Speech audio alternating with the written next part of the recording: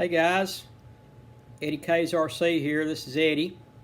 Wanted to post up a video about my thoughts on the proposed FAA's remote ID legislation that's been in the news a lot lately. As of this filming, we've got about a week or so left in the public comment period, so I would encourage you, if you haven't already done so, to leave your comments with the FAA regarding this remote ID proposed legislation. I'm coming at this from the aspect of a traditional RC aircraft enthusiast. I do, as you can see, I've got planes hanging in the background there.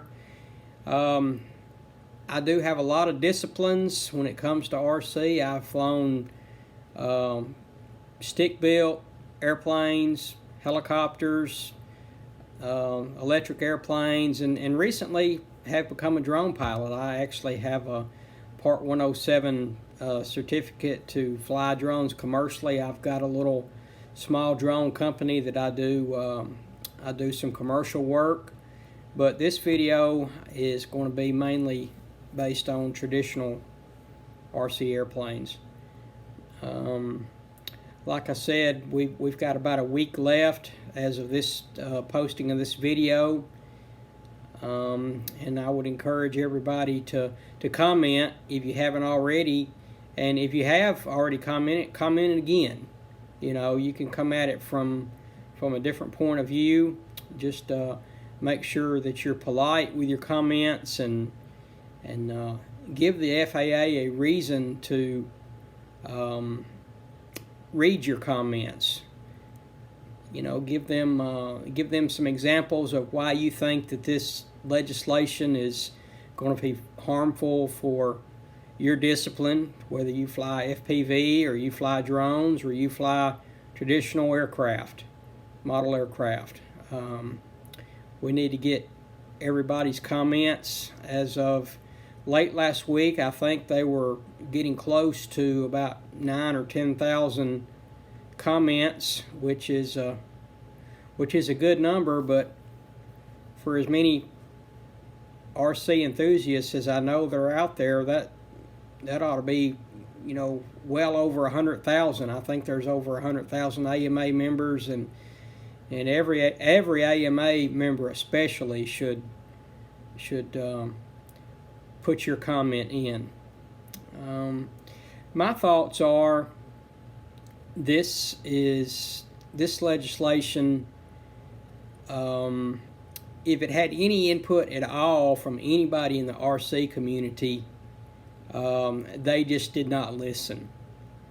They have, I think, strategically gone after model airplane enthusiasts. You know, the drone community is up in arms about this, and you know, a lot of people believe that the drone community, well, let me say certain parts of a very, very small percentage of the drone community has created a lot of headaches for the FAA, and it's those individuals that are really the reason behind what we're talking about right now. You know, if guys would not have gone out and, you know, went on an airport's approach to film airplanes coming in and leaving, you know, we may not be here at this point. But for whatever reason we are here, we need to do something to stop it, or at least tone it down. You know, requiring RC airplanes, stick-built RC airplanes that you might have built 10 years ago, to carry some type of device to broadcast your signal is absolutely ridiculous. You know, I don't really know what the percentages are of RC, of AMA members that fly at a AMA field or a community-based organizational field. I don't know what those percentages are, but I know it's not 100%, and I suspect it's nowhere near that. There's so many people that I know that are AMA members that don't fly at an AMA field, myself included. I live on a 70-acre farm. I've got a 500-foot grass runway behind my house, right in good North Alabama farmland, and I roll my airplane out of my man cave or hangar and roll it down the runway and fly. Now, with this proposed legislation, I'm not going to be able to do that anymore on my own property. You know, I live in an unincorporated part of a county in North Alabama that has no noise regulations, nothing like that. You know, and what I fly, I should be able to fly what I want to fly when I want to fly it, particularly on my own property. You know, that's just absolutely ludicrous to expect me to have to purchase a device that I put on my airplane that broadcasts its signal. And I gave an example the other day of a potential problem that we may be running into. You know, I hear a lot of people in the community say, well, you know, they're not going to abide by what the FAA regulates here. You know, they're not going to put anything on their airplanes, or they're not going to buy anything that the FAA can track. Well, I think if you have that mindset, then you're setting yourself up for some trouble.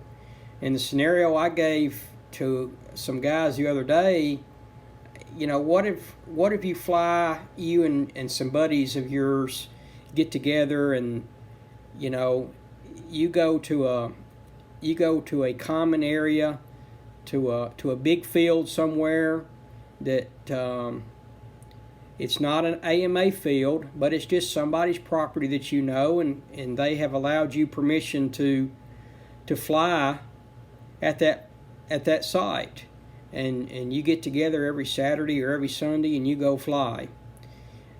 You may be an AMA member, you may not, but for the sake of this argument, let's just say you are an AMA member. And at this place that you fly, there's a busybody neighbor, you know, at the northern end of the field where you fly. You know, it may be a quarter of a mile away, but, you know, the neighbor's there, and that neighbor insists that your airplanes, your loud gas airplanes, are interrupting, you know, his or her Sunday afternoon nap. And they get their smartphone out and they pull an app up that tells them where every airplane, RC airplane or drone or small UAV, where every one of those are in the airspace. And this is something that even DJI, a big drone manufacturer who has about 80% of the market share for all commercial drones, they talked about this a few weeks ago, called drone to phone. They're basically going to be incorporating devices on their drones that will broadcast to people's cell phones, and all these people have to do is download this free app, put it on their phone, and it will tell them the location of the drone that's flying or airplane and the pilot's position. So they will know exactly where you are and where your drone is at all times if it's carrying that signal. Well, if you've got an RC airplane and you haven't equipped your plane with this broadcasting technology that the FAA is requiring, then that person gets their smartphone out, pulls up the app, and they don't see any activity. But they see an aircraft, 300 yards away from them flying around. Well, what if they call the sheriff's department, their local sheriff's department? Is that sheriff's deputy going to be required to come out and make a report? And then come over and ask you and your friends, well, what are you guys doing here? Well, we have permission, deputy.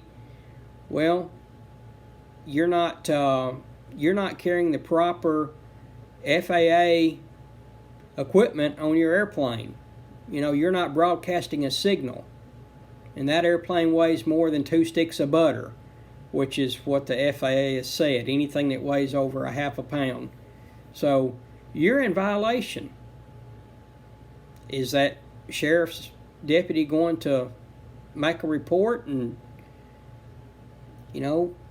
3 weeks later you get a letter from the FAA? I don't know. This is all uncharted territory. But that could happen. And I've personally run into that. I've personally run into busybody neighbors that, say that, your airplane is bothering me.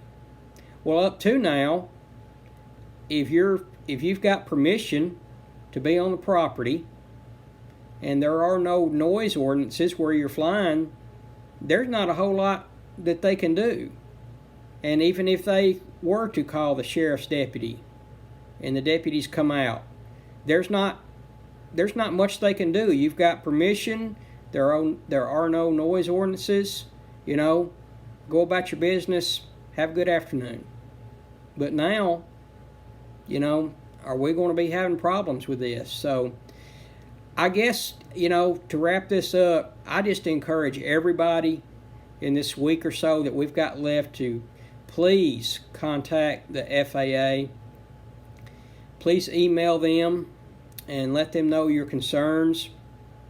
Give them some reasons behind why you're against it and why you think this is a bad idea.